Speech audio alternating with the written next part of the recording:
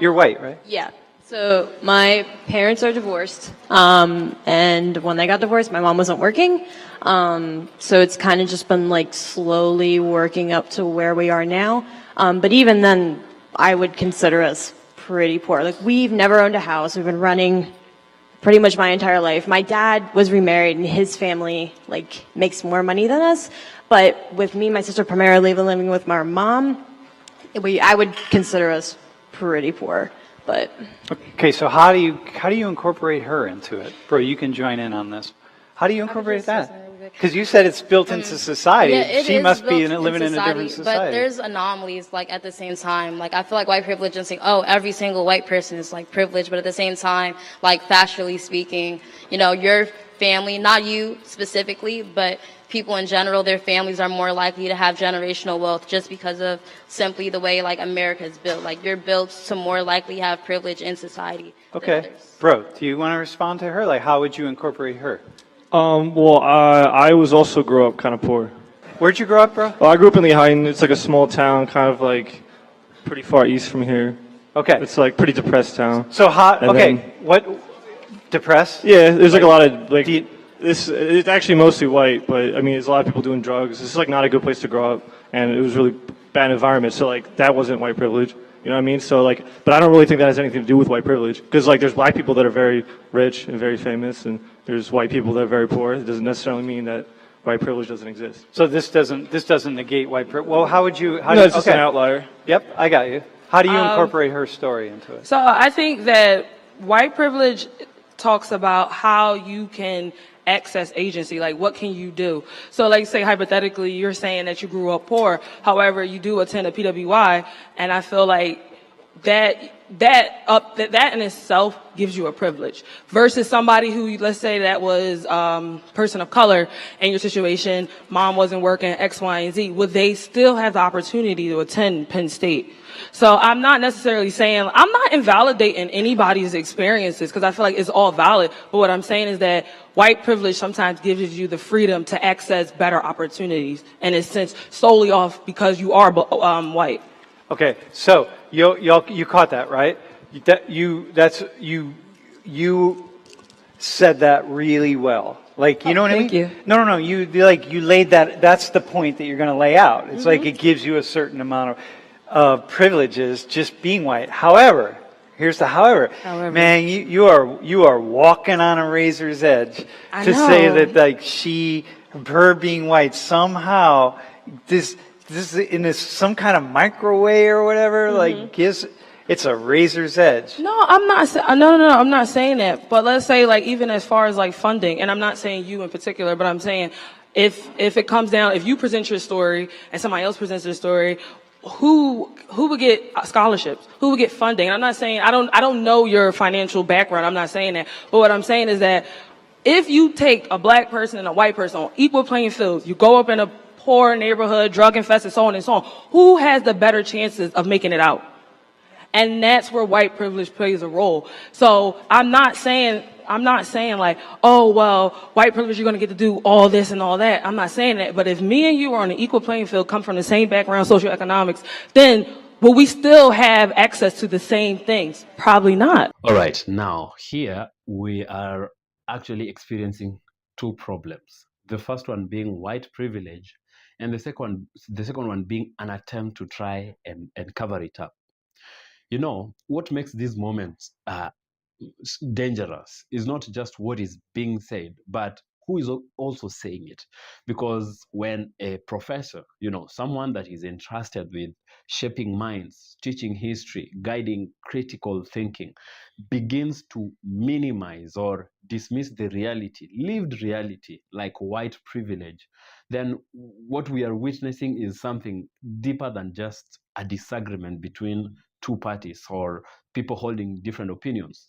We are now at that point witnessing the sanitization of history itself, you know, and history becomes a very dangerous thing when people in positions of authority edit it like a movie script, you know, cutting out the uncomfortable scenes to protect the image of the system. Now, let's continue to watch.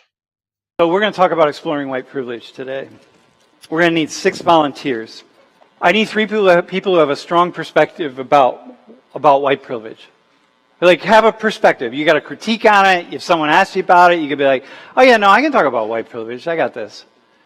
A white person who grew up in the middle or upper middle class white world. Now I need a poor white person. And then I need a wealthy black or brown person. So here we go. So, bro, give us something about you. So you're like, you two are, you're just here. You can actually move your seats just away a little bit. You're on, bro. Tell us about yourself. White guy. I'm a sophomore here. I'm from Bucks County, Pennsylvania. What are you studying? Finance. Finance. Oh, you want to be in finance, yeah? Yeah, that's the goal. ticket to what? So what's your background? What do your parents do? My mom is an office manager, and my dad is retired. Yeah? And so you're here studying finance. Yes. You're in a frat? Yes. What, the EX frat?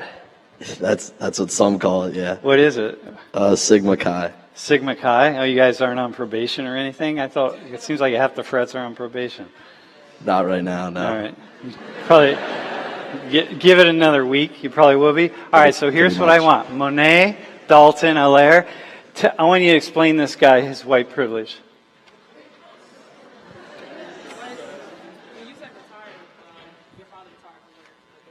He was an engineer. Oh, yeah. Hang on. Did you get that? Oh, all right. Do you want to start? Oh yeah, I was just gonna ask. So Hold it, Mike, really did tight. both of your parents go to college? No, neither of them did. Neither of them went to college, and he became an engineer. Yes. How do you say that? One of his best friends started a company, and he's good with math. So was there like a connection, like a friendly? Yeah, they used to like race together. Cars. Go ahead. Any other questions? So your job is to explain his white privilege. He doesn't know white. He doesn't get. He doesn't get his. Dude, look at this guy. He's like a frat. What do you call? Who are they? He's like just a frat dude. I suck. Come on, man. All right, Sean. All he thinks about is beer and beer. You know what I mean? I would say women, but whatever. But just beer. He hasn't even got to women yet. It's just beer. Bro. So you're going to explain white privilege to this guy. Yeah, all right. This guy, have you ever, do you look in the mirror and think about your white privilege, bro? Not usually, no. Okay. I mean, in other words, never. All right. All right, so the way I look at it is it's probably a combination like two things, right? So the first thing is, if you were to just like say, let's say like before you were born, right? It was like you're going to be either born white or black, and then you were randomly selected into like one white or black family. Most people, if their goal was to be born into the best opportunity, you would choose white because there's more white people in better opportunities than there are black people in good opportunities. And not only in this country, but like in the whole world. So like all black people and all white people, right? And then another thing is depending on which country you're in, like, America, like, I don't know, like, I'm white, right? And I have some black friends that say being black never held them back about nothing. And then I have some black friends that say like their whole life is different because they have all these opportunities that they couldn't get to because they're black. So I don't know about that, but that's another perspective, which is that, just like same thing kind of like with being like a man, right? Is like you don't know what you're given, right? Like, cause like it could be anything. Like you go to like this is like a little example, but like go to a grocery store, right? All right, hang on though. Before you give that example, go to Allaire first. We can come back to that. Okay.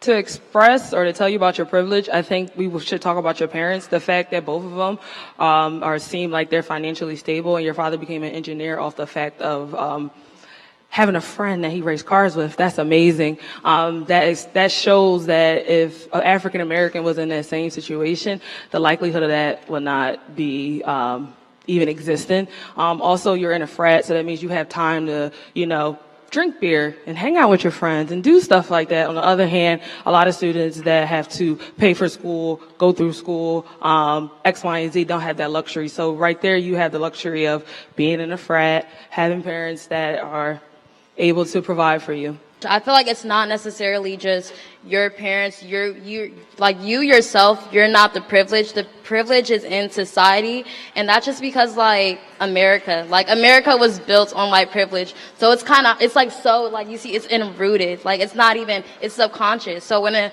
employer, like let's say your mom walks into like a job, you said she's office management, something like that. Yeah, so let's say when she walks in there, she'd have the same tone, and then like someone of another look or aspects have the same tone, and the employer subconsciously is just gonna gravitate more towards her, maybe because the other person comes off aggressive, but they're doing the same exact thing. And like he just said, if someone of like another race were to say something like what she just said, yeah, or something like what I just said in the same exact tone, it would be subconsciously interpreted another way. So that's why like the privilege comes into the way society like automatically views a certain groups. Like one group is automatically subconsciously viewed as aggressive, while the others seems like, oh, this is more suited for the workplace, different things like that. So it's not just like you and your family itself, it's America. And I feel like in order for us to fix like that part of America, which was made in like the 1800s and slavery and Jim Crow and all that, I feel like we have to acknowledge like that it's a thing, and that's like we have to circumvent it in that way. Okay. All right. Cool. Thanks, Mom. Dude, tell us about your white privilege here. They're laying it out to you. What do you have to say? What I'm getting. I can't wait till your frat brothers are watching this. They still are right now. I don't. They're kind of making it seem that I was born into it, and that us as whites have a better opportunity because of the subconscious mind. No, just you. Just like me? You have a better opportunity. Yeah, just me. Sure. Yeah. What do you think about that? I don't know. I don't think so. You don't think so? Yeah. No. Or you don't see it? Maybe I don't. Yeah, sure. I don't see it. Let's go with that. All right. So, okay, that's cool. Got it. So this is, mind you, this is what we're dealing with, right? It's like we got to find a way to say it. We're going to come back to you for a second, bro. But in the meantime, we're going to come back to you real fast, given what you said. It's built into society. So, you did nice, dude. What's your story? You're white, right? Yeah. So my parents are divorced, and when they got divorced, my mom wasn't working. So it's kind of just been like slowly working up to where we are now. But even then, I would consider us pretty poor. Like we've never owned a house. We've been running pretty much my entire life. My dad was remarried, and his family like makes more money than us. But with me, and my sister primarily living with my mom, I would consider us pretty poor. But okay, so how do you incorporate her into it, bro? You can join in on this.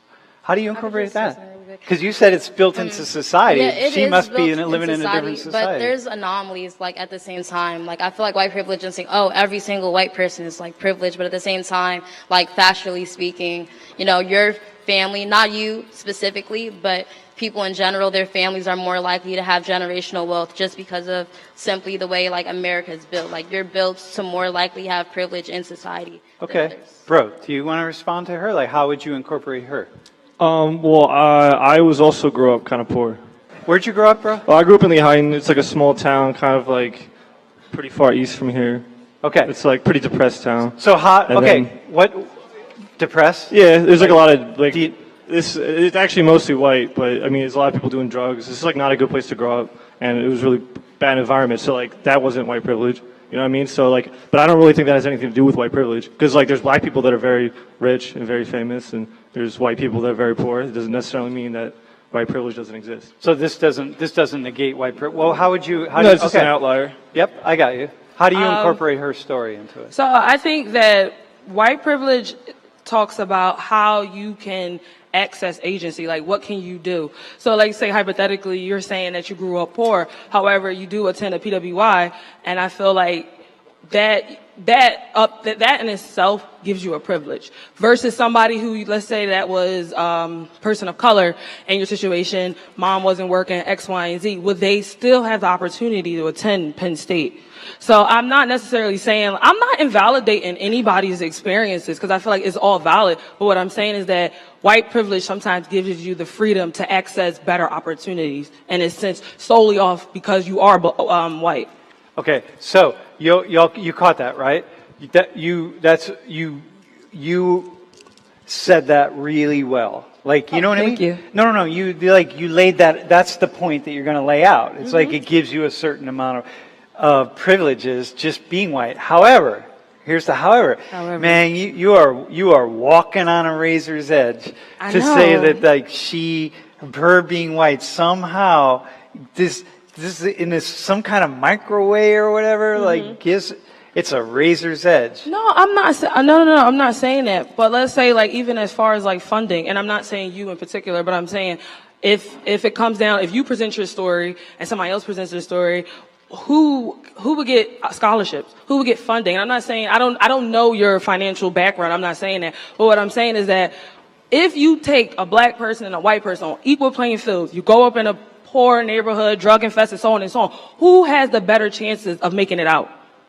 And that's where white privilege plays a role. So I'm not saying like, oh, well, white privilege, you're going to get to do all this and all that. I'm not saying that. But if me and you are on an equal playing field, come from the same background, socioeconomics, then will we still have access to the same things? Probably not. Okay, hang on. Will we still have access to the same things, right? Right. So what do you think about that? What do you think about your white privilege? I definitely do think that even though I am on, I guess, the lower class level, I still think that white privilege exists. Like, I agree with your statement. And it's like, I don't want to say it's not something that we can help, but it's just how people look at things today. And, Wait, can you give me an example, though? Because, hang on, that's you know what can I just say, hey, everyone, can I just say this really fast? That's a script. That's one of the scripts that your generation has learned. It's like, yeah, I know I have this isn't bad. Like, you're good. Like, you're a good white person, right? Yeah. You learn the script. I know I have a certain amount of privilege. Man, you could be living on the streets, eating rats for dinner, eating whatever, and you could still be like, oh no, but I got the script, but I still have privilege because I'm white. It's like, hang on a sec. To go back, give me one way in which you have white privilege. Your whiteness gives you privilege. I mean, I don't know. I haven't had a situation, at least in my life yet, where that has come into play, where I've been against someone who's not white, and it was like I needed a different opportunity. But like, for example, like job opportunities, I'm sure that more in the future would probably be presented to someone who's white rather than someone who's of color.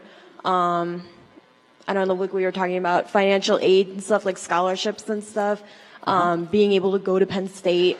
I don't know. I mean, I really haven't been put into a position yet in my life where that has happened. But can I say to you all and to everybody else, as far as I know, Penn State has no scholarships dedicated for poor white people. I don't think there's a single one out there. Yeah, right now, I can't receive more financial aid this semester, so I have like a $2,000 bill that I gotta figure out how to pay in like the next 2 weeks, which sucks. But yeah, I mean. Okay, so hang on real fast. We're gonna come back. How long would it take you to pay her $2,000 bill?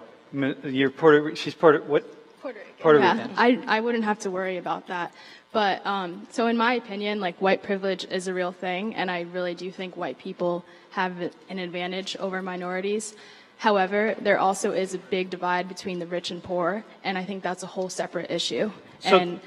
Okay, go ahead. And yeah, so I feel like you're less privileged than me, because, well, like I don't have money, but my parents have money, and it's nice, so I don't have to worry about certain things that you have to. Like how much money? I don't want specifics, but like a lot of money. Your parents are really rich. I mean, they're wealthy. Like, yeah. Like you could call them right now and say, I need $2,000 because I got to give it to my classmate. And they make me work for things. I got you. But you could, if you needed $2,000, you could get it. Yeah. Okay. Dude, Just trying to hook you up, my friend, all right? Look, how do the three of you she's Puerto Rican. So Puerto Rican, so you have, like in the United States, you have Native Americans, right? Then you have Black Americans, then you have Puerto Rican Americans, and Mexican Americans, and so on. So, like, how do you incorporate her into the way society is organized, since she clearly has far more privilege and power than her? But that's looking between the two, you wouldn't be able to tell. And it's all about the optics. And that's how America works. It's all about the optics? I agree.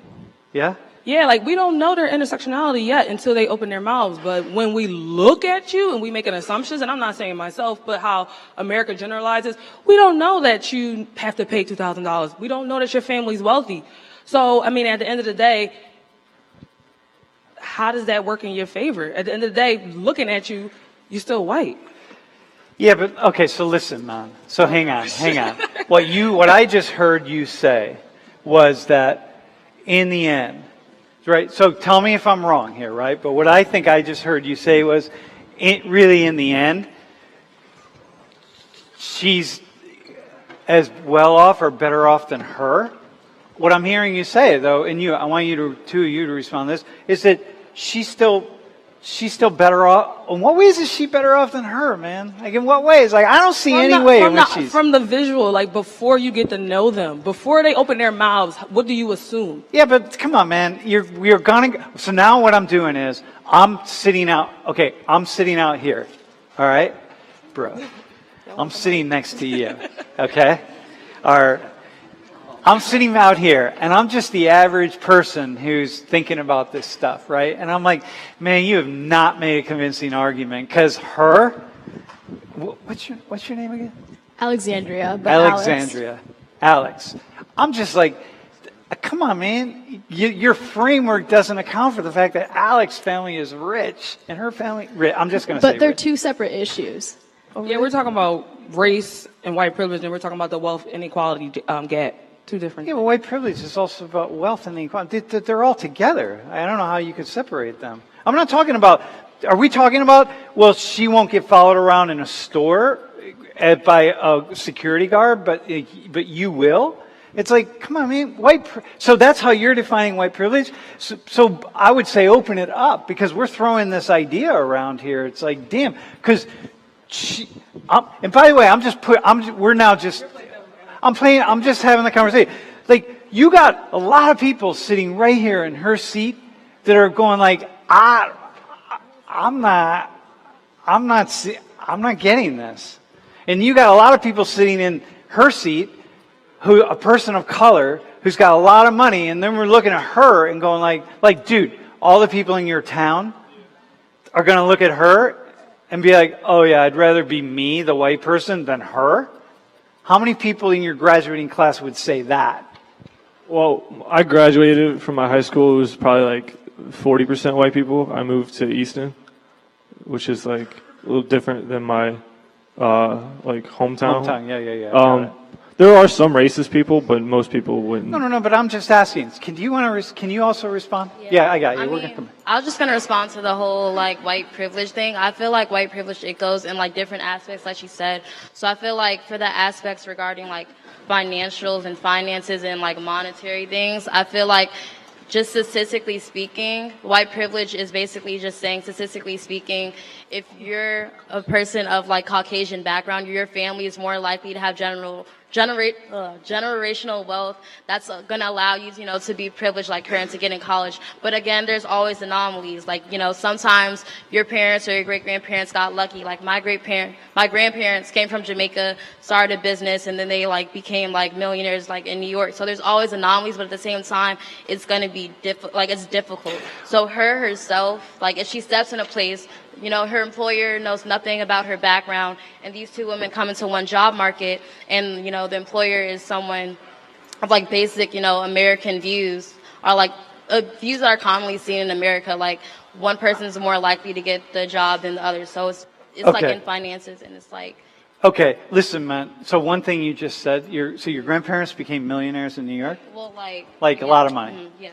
Dude, so right there, the moment you say that, you understand, if I'm her, if I'm you, I'm just like, and now I'm in a class and we're going to start throwing words around like race inequality and white privilege and this and that, and I'm you.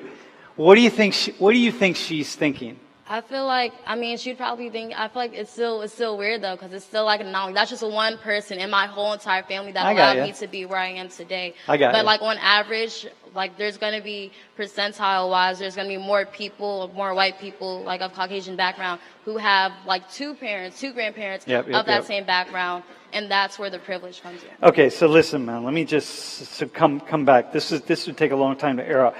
Absolutely. Like, you got to look at the numbers. We're going to look at this class at not just individual examples, obviously numbers, but what I'm trying to point out is, like, first off, this guy right here, dude, the white guy, he's just, like, we throw these words around and we throw stuff around and we take classes like 119 and we throw words and we expect everyone to get the white privilege stuff. It's like, people aren't getting, it's not landing. It's not going to land. It just doesn't land until Now, so after listening to this debate and the professor especially, one thing becomes very clear.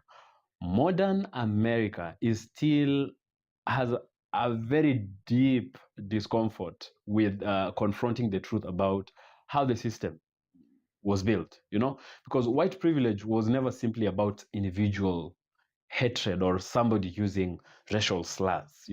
It was and is still about systems, about structures, about opportunities, about protections and advantages that historically benefit one group while disenfranchising or disadvantaging another group.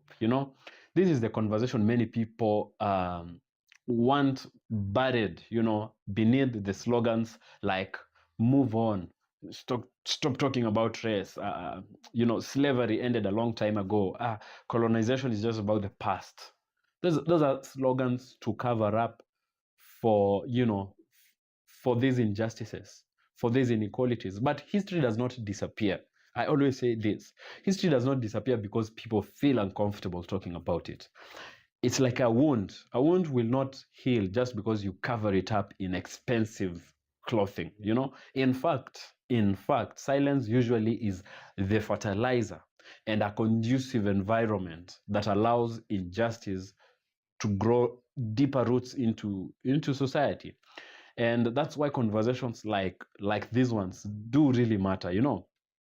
See, and in the words of Dr. Khalid Abdul Muhammad, may his soul rest in peace, he says, yesterday gave birth to today, and so today gives birth to tomorrow. If I was to rephrase what he says in one of his lectures, the inequalities that people are experiencing today did not just magically appear from nowhere, from the sky. They are connected to policies, to decisions, to exclusions, and the systems that were built over generations or over time. Housing discrimination, unequal education, wealth gaps, policing disparities, and all of these did not just emerge from nowhere like random weather patterns. No, they are echoes of history still bouncing around through modern society. And it becomes really dangerous when intellectuals, professors, media figures, or even politicians start pretending that these echoes are imaginary. These stories are past, and they don't matter. Because once society stops confronting injustice honestly, injustice then becomes normalized, and it becomes invincible to the people that are benefiting from it, while painfully visible to the people that suffer under the same. So no, talking about white privilege is not about creating any kind of division whatsoever. It's about understanding reality honestly enough to build a fairer future together, because the future will always be shaped by whether people choose comfort over truth or courage over denial. Yeah. So that's my take. I hope you learned something from this. If you have something you want to share with me, leave me a comment on your thoughts in the comment section below. Give this video a thumbs up and subscribe to the channel if you haven't done that yet. if it is your first time, and I'll really, really appreciate. So with that, I'll see you in the next episode.